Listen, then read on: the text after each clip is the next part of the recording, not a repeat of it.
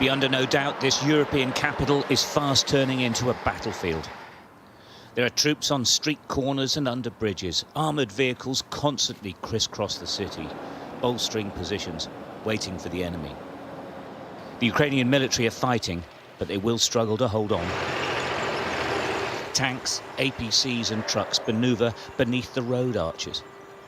They're attempting to shield themselves from attack from the skies, holding on until the Russian infantry and paratroopers attempt to get further into Kyiv by road and on foot. Well, that's the expectation anyway.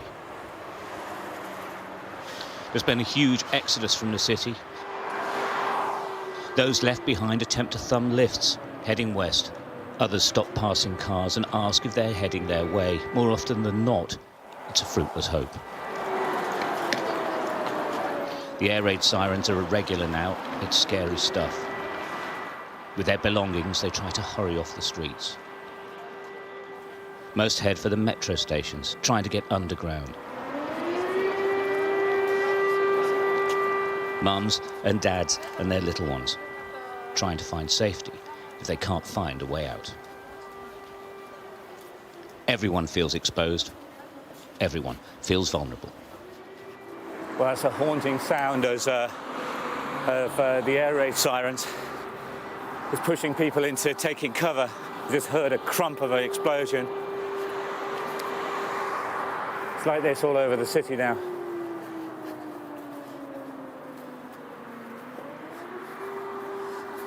There's APCs up here. Exactly where and when the Russians may attack a new target remains unknown, of course, so there's constant movement. Much of the city is now deserted. Hardly any people in the centre of town, just a few cars driving between homes or looking for a few shops that are still open. And on the streets as well, civilian militia, armed and ready to support the army.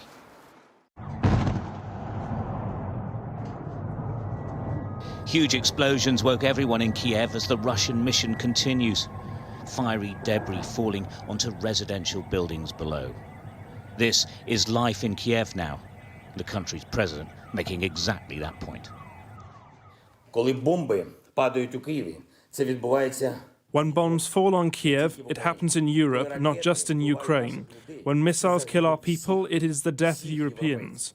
I demand greater security for Europe, greater protection for Ukraine as part of a democratic world.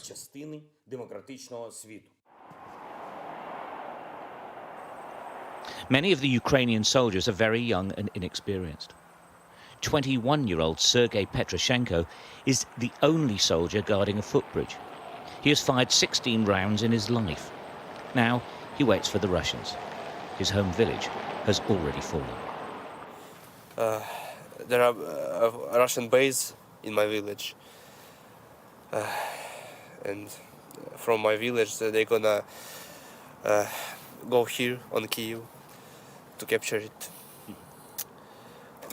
Yeah, it's really scary and terrifying. I am called to my parents. They really scared.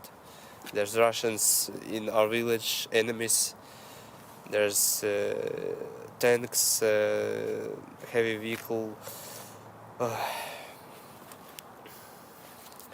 I hope that they will be fine.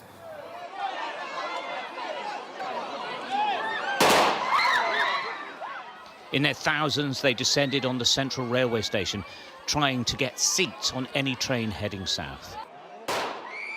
Guards firing into the air, trying to maintain order. It rarely works with people already traumatized. It was chaotic and desperate, but that is what it's like here now. The fear of the unknown is what's so difficult for the people. Ukraine is holding its breath, while the world watches on. Stuart Ramsey, Sky News, Kyiv.